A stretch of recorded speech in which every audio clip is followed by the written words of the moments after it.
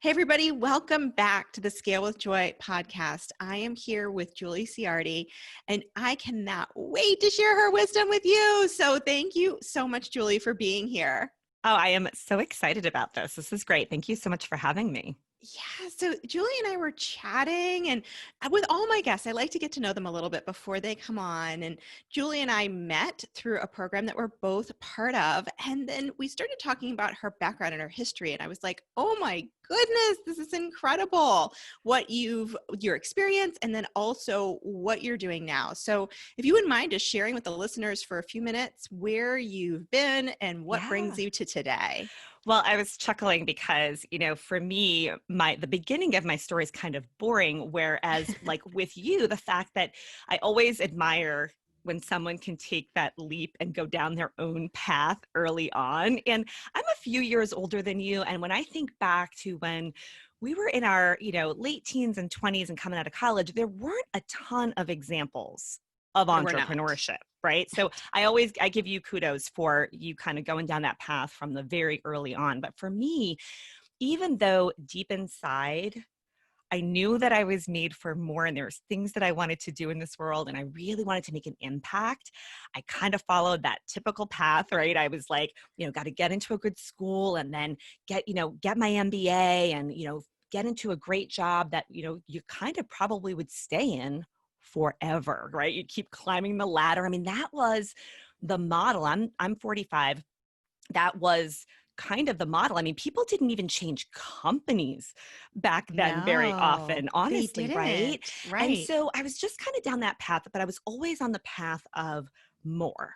What's next, right? So I was Yep. always, moving up the ladder in my corporate job.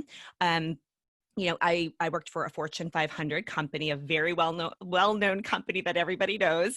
And I just continued to, climb the ladder. The funny part is where I brought my own uniqueness to it was I kind of brought an entrepreneurial spirit into my corporate career because I did not see a lot of examples of women that were having children, climbing the ladder, and being able to have it all. I kept seeing women that maybe they had some kids, but their kids were in boarding school, or it was just not, I didn't see my life and how I want it to be in the corporation that I was in the Fortune 500 I was in. Sure. And your So I husband's a kind of, police officer.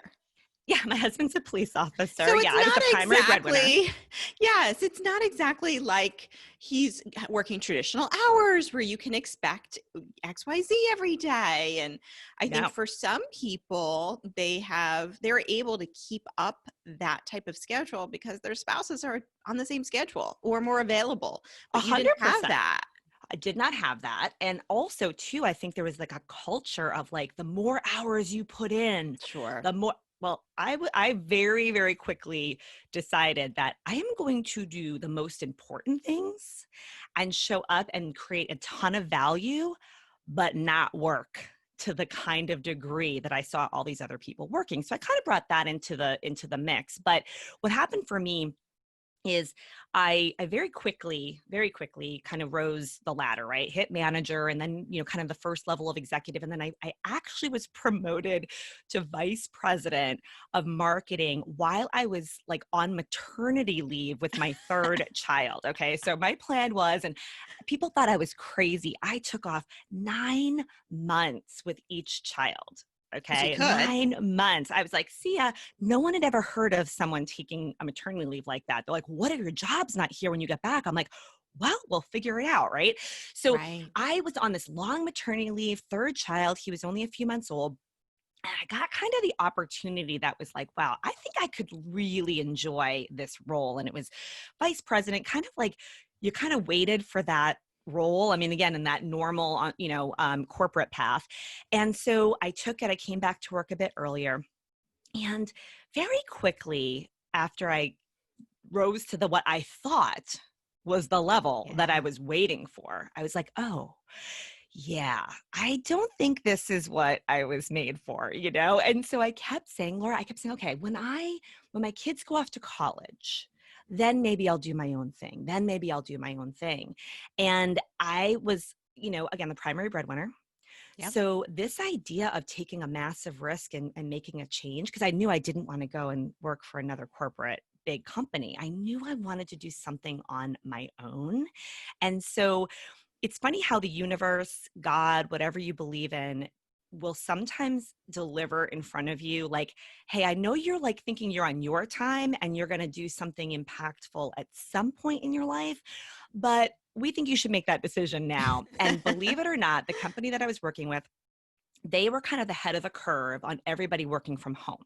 So when I started there in the early 2000s, like 2001, most of their employees were working remotely. They wanted to reduce, the real estate, all of those costs, and everyone was working from home. So other than me traveling, I was able to be home with my 3 kids. I mean, I worked a lot, but I didn't miss anything. I went to every school play. I went to, I was the soccer coach, the whole thing. Well, wouldn't you know, they decided to change their strategy, and they decided everyone's going to have to go back into an office. And oh, by the way, the office that I would be going to was 2 hours away Oh my in New York gosh. City. And So I was that like, made the decision. oh, this isn't happening. This Yeah. isn't happening. So it was one of Yeah. those things where it forced me to make a decision much, much earlier than I was planning to. And and I know we're going to be talking about this theme around this permission to pivot.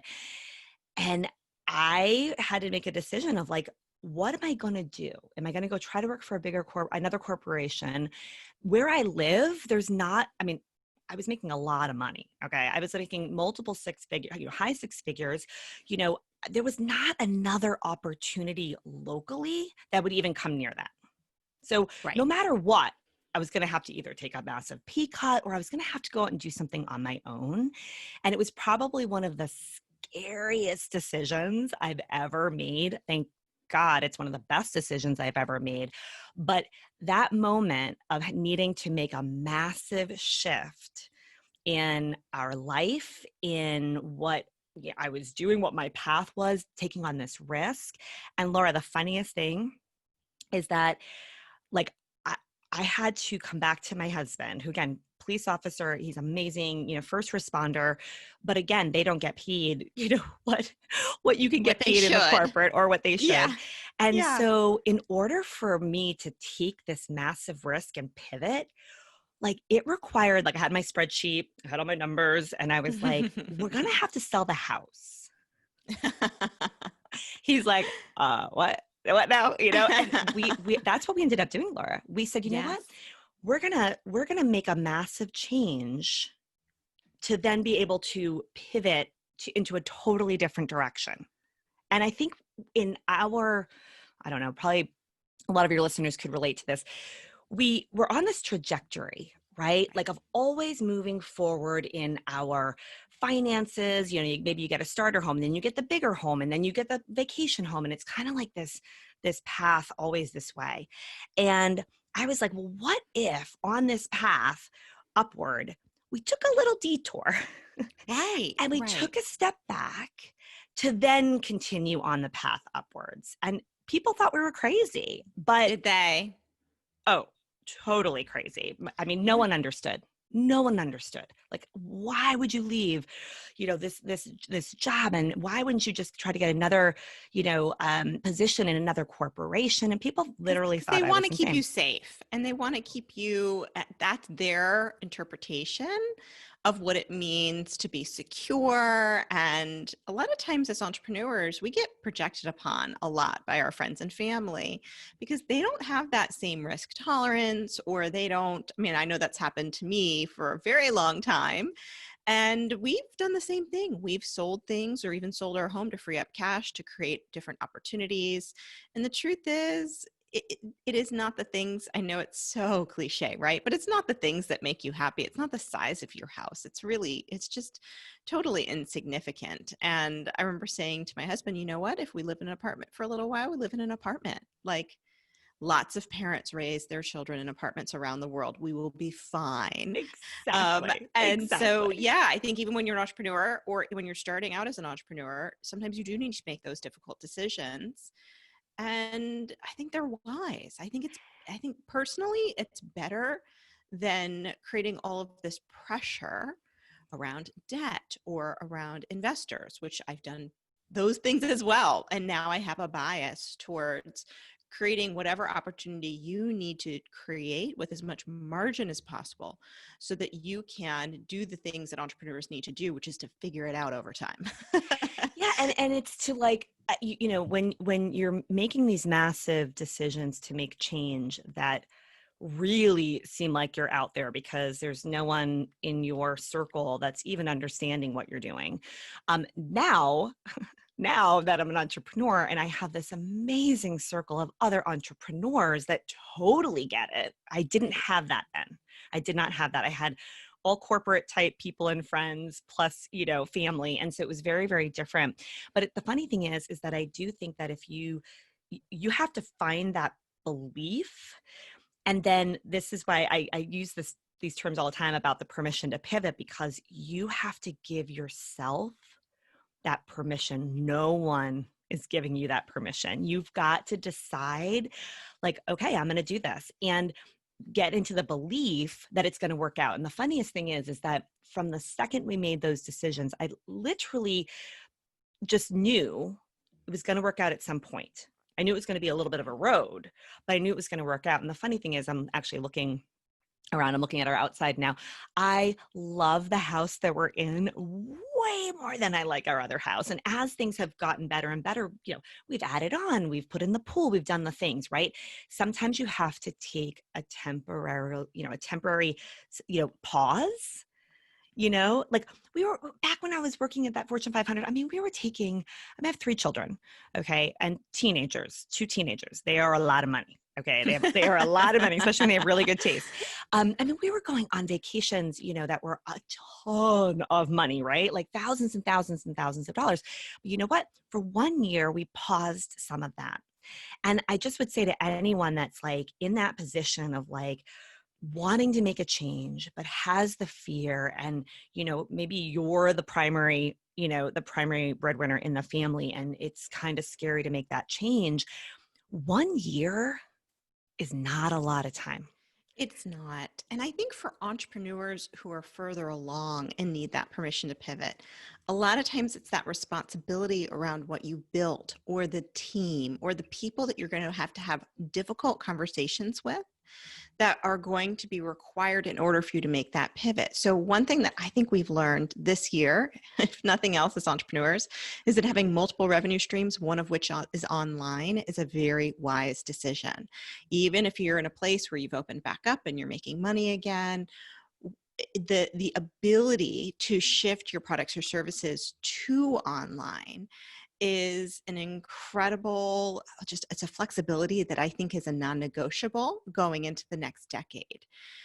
And for some of my friends who had brick and mortars, they just never opened it back up and shifted completely to online.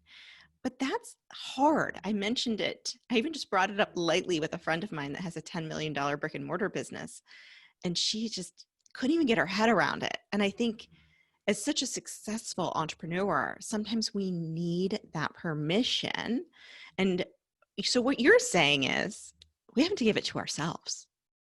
No one's giving it to us. No one's giving it to us. If we ask our director of operations, they're going to say, hell the no. Hell to the And no. It's so funny, Laura, because when I was mapping out my business plan and what I was doing and all of that, and I, when you are first becoming an entrepreneur, this was like several years ago, I knew I needed to build a little bit of a team. I needed, the right accountant and the right legal advice and the whole thing.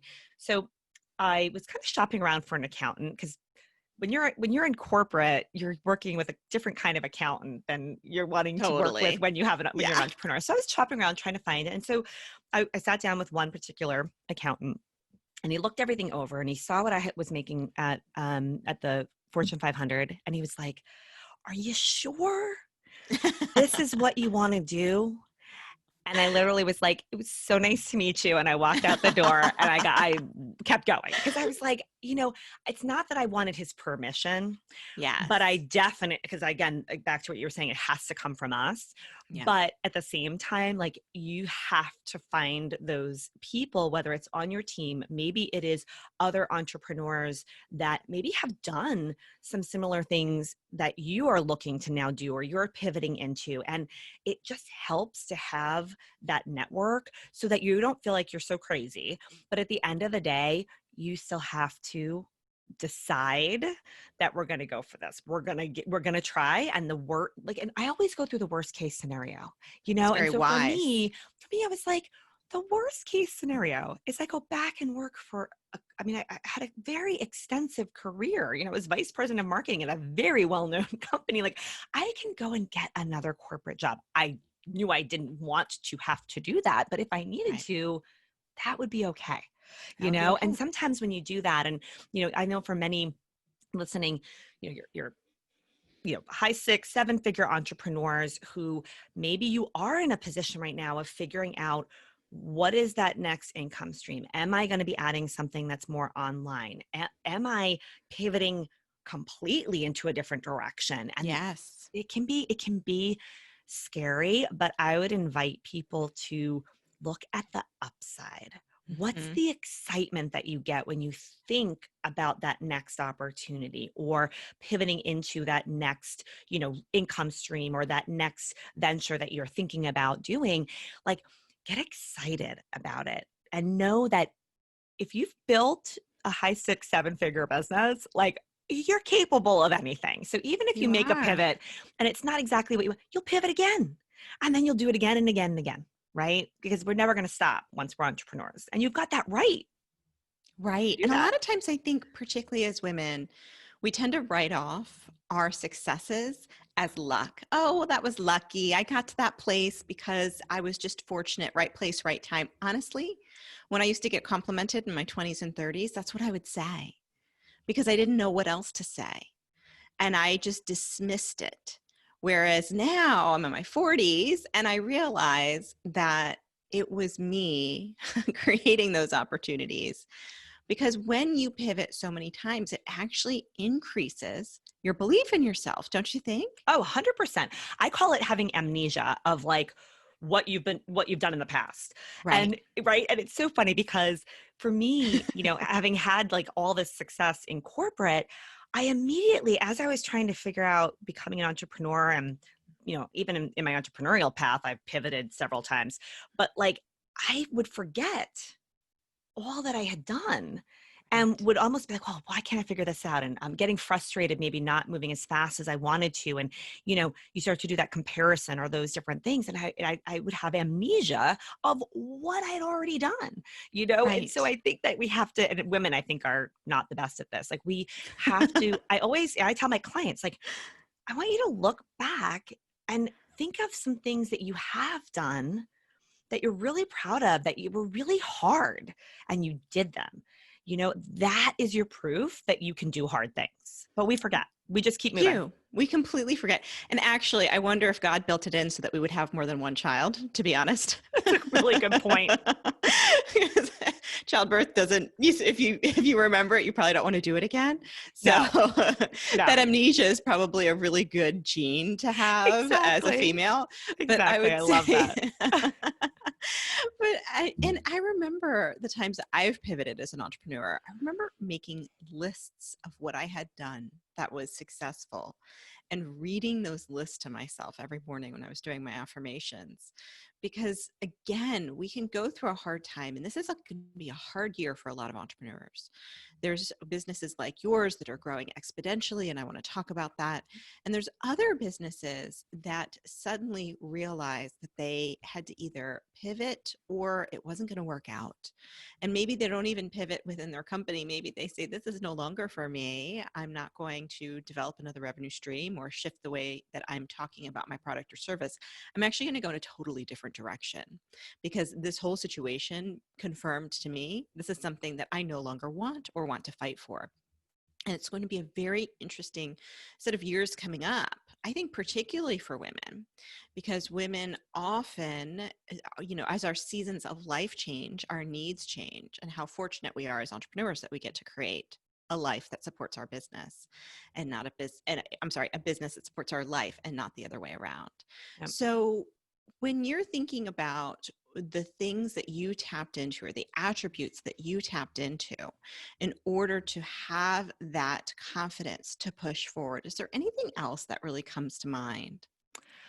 It's interesting for me. I had to really work on that belief in myself, and I had to for me and my family, I had to be the source of belief. Right. And that can, it's finding that strength to really like your mindset when you're the one, like, because think about it.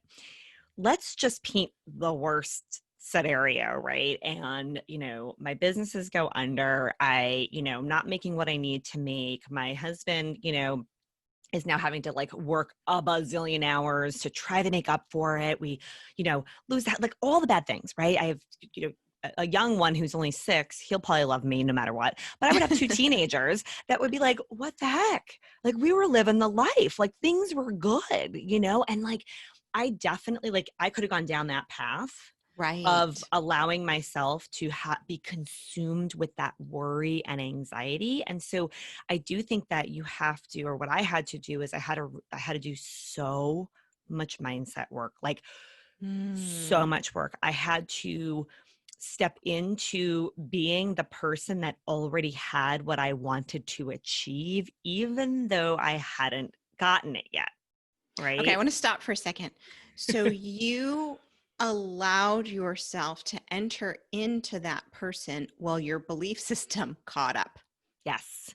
in a lot of 100%. ways. Hmm. Yes, because it's funny. I love listening to podcasts that really work my brain and help myself with my mindset. And one in particular, he always talks about be, do, have. Right, you've got to be the Mm, person that then is going to do the things to have the things that you want. Right, like we right. think we have to do and then we'll have and then we'll be, right? If I do the things, I do all the work, I do all the activity, I'm going to have the things that I need, and then I can be happy, then I can be successful, then I can be that entrepreneur that I want to be.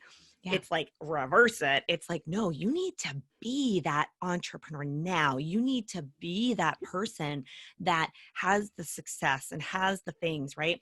And then you do the actions, and then you're going to have what you are going after. And that, like, it's so funny. I know not everyone's on video, but I have be, do, have. I have one framed here on my desk because So good. I really, you have to step into that future version of you to almost be alongside you, getting you to where you want to go. It sounds a little woo woo, but I so believe in it because here's what would happen for me, Laura. I would go, because let's be honest, anxiety, worry, and all that stuff is, of course, going to creep up. It always does. I don't care where Yes. you are, how successful you are, it's going to always rear its head at some point. And I would have to say, hold up, is the future version of Julie, who has that success, who has what she wants, would she be indulging in the anxiety, in the worry? Would she sit in that? Or what would she do? It's almost like a what would Julie do, right? That version of me. And I Right. know it sounds crazy, but one of the exercises I love to do is like, and I tell my clients to do this, it's like just to make a little, a line down the paper, and you are going to write the qualities, the attributes, this version of you in the future that has what it is that you're trying to go after, right? What is she like? What are her attributes? Yeah. How does she show up, right? And then you kind of go, okay, like, how am I being right now? Right? Because Right. when you go to that be, do, have, sometimes you have to take an inventory on how you're being. Like, so then it's like, okay, that version of me would not be wallowing in anxiety or fear, right? That version of me would be disciplined, determined, like on a mission, take self-care. I mean, you're writing those things down, right? That's who that version is. And you can quickly see if you're not being Right. and that version of you. And so those were some of the things that just was a mental toughness that to have to develop over time. And I had to do it myself because there was no one else I was going to be leaning on within my own family to help do that. And that can be a big cross to bear, but it can also be very liberating to know I get to decide this. I get to decide how I'm going to show up and who I'm going to be. Does that make sense? Absolutely. And I think most entrepreneurs are walking that path. I think most entrepreneurs don't come from a family of people who are like, absolutely, risk everything, go for it. That's a fantastic idea. And when the pandemic hit, my fear for other entrepreneurs is that there was a lot of you should have, or I told yous, or anything like that. And it gives those fear monglers a little bit of an opportunity to get into self-righteousness. And if that's happening and you're an entrepreneur, I would encourage you to do exactly what Julie's saying, is that is an option. Like, listening to those voices is totally optional. You don't have to make it mean anything. And I've talked about that in other podcasts as well. Going back to my own experience, is what happens in the external and internal you interpret it as totally optional. It's totally up to Totally you. optional. Totally optional. And it isn't about being right or wrong. It's really about creating that vision for yourself that you get to step into. Yep. So talk a little bit about what keeps you busy today. So what are you working on right now? Yeah, so it's so interesting. So because I think about who I was sitting in that corporate job, not feeling like I was really living my purpose, definitely was not feeling passionate about what I was doing, that's who I want to help. So Yes. what I do is I'm a life and business coach, and I help women, moms especially. I love, because us moms, man, we've got a lot of stuff that's going on in our brain, and a lot of needing help in making some of that permission to do the things that we want to do. And so what I love to do is I love to help women who do want to create purpose and passion in their life. They've been wanting to start that side business. I work with a lot of teachers and people in corporate jobs, and sometimes stay-at-home moms as well, who, they don't know how to start. They need the help, and so I provide programs and coaching to help them really start the thing that they've wanted to do, or maybe they've started it and they really don't know how to grow it. They want it to become a six-figure income stream in their family, but they're not quite sure how. And so it just literally lights me up to see these women go from like not having faith in themselves and belief in themselves that they can do it, to like so excited when, they're creating this income, they're seeing the difference they're making with creating these businesses. And so it just totally lights me up. And I have a podcast called Ignite Your Side Hustle, and it's really all to help these women be able to take that step. I'm almost lending them some permission, if you will, Yes. They get to right? borrow it from you for a little while. Exactly. Yeah. Exactly. Yeah. I always think our best purpose is a business that's a bit of a love letter to our past selves. Oh, yes. And for me, that's one of the reasons why I love working with seven-figure business owners, is because I get to work with them in a way that I didn't have. I didn't have anybody giving me this wise counsel and showing me where to focus and showing me where we were leaving money on the table, and all of the growth strategies that I had to learn the hard and expensive way. I love that. And for you, you love being that person that you needed when you were Totally. back sitting in your corporate chair saying, Here, give me gosh, your hand. I don't think this is it for me. You got it. I don't think this is, I have this inkling that there's something more. And it's so funny because I do hear my friends saying it all the time who are in traditional work environments, corporate or otherwise, that I just have this feeling that there's something more, but they don't always know how to go about it. So it's They really don't. nice that you I have that. didn't. I knew it was something, and I didn't even know where to start. And it's funny because, you and I connected on this brick and mortar piece of it. I mean, the first thing I started when I left was I opened a brick and mortar boutique. Like, in hindsight, like, I mean, I learned so much from that whole experience. But had I had someone like myself back then, I mean, I was in my own mind with my own, notebooks, doing my own research online to figure out what I was going to do, Yeah. versus really working with a coach that could help me understand more about, well, what lights me up, but like really zeroing in on a strategy, getting some clarity, knowing how to move forward. Like I totally needed this. And I didn't even know where to begin to look for it back then. Absolutely. And at the same time, I think it's fantastic that you have traditional business experience.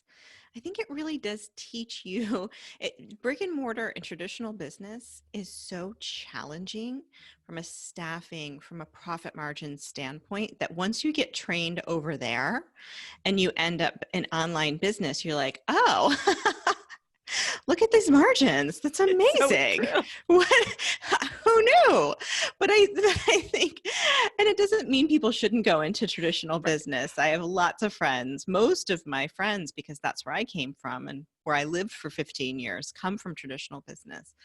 And at the same time, it is a fantastic training ground for entrepreneurship. So I think it's wonderful that you did It's that. And then all you part of the path, right? it's all part of the path and also part of that permission to pivot, which has been such a great part of our conversation. So you left corporate, you didn't get it perfect, you didn't go into the perfect job or the perfect career path. You probably at certain points thought maybe I should just go back to corporate, but then kept working on that pivot. And you are absolutely doing what you were born to do. I can tell, and it's just so inspiring. So, where should people go if they want to learn more about you, Julie? Yeah. So, I mean, I love all the social channels, but I'm just Julie Ciardi everywhere. Julie Ciardi on Instagram or on Facebook. And then, again, my podcast is probably not going to be for your audience, but I would just say to your audience, like, if you know someone that Yes. really could benefit from, like, they've had that spark, there's something that they want to do, or maybe they started something and they're really having a hard time getting it to that first, six figures, send them to my podcast. It's Ignite Your Side Hustle. And Yes. I really think that could really help a lot of people that your listeners may know. Absolutely, because people come to me all the time asking me about startup. And I say, you know what? It's not my specialty. It's been such a long time since I've been in startup. I'm not the right fit. But it's great for people to know that you exist because when you're in startup, a majority of it is mindset. And you have a lot of mindset training. Isn't that right? Yes. Well, yeah, I actually, because I saw how I told you, like, that was what that mental toughness is what I Yeah. needed to be able to do any of this, that I actually got certified by what I think is like the best life coach school out there, which is the Life Coach School with Brooke Castillo. Yes. And so I went and got certified through that whole program because I knew that that was going to be the biggest block for most of my clients. And it is so the case. Yes. Not the Yes, it is. how. It's not the It's how do I create not. the website? How do I, do my marketing, my social media? Like that's all tactical how stuff. Even strategy with that. It's the mindset stuff that really blocks people. So yes, that became a passion of mine, is to make sure that I was able to really help people move past that. That's incredible. And it's an incredible characteristic that you have as a coach and much, much needed in those startup stages. So I'm so, so glad that people have an opportunity to know about you. The link will also be in the show notes. And Julie, thank you so much for being here. Oh, my absolute pleasure. Thank you so much for having me.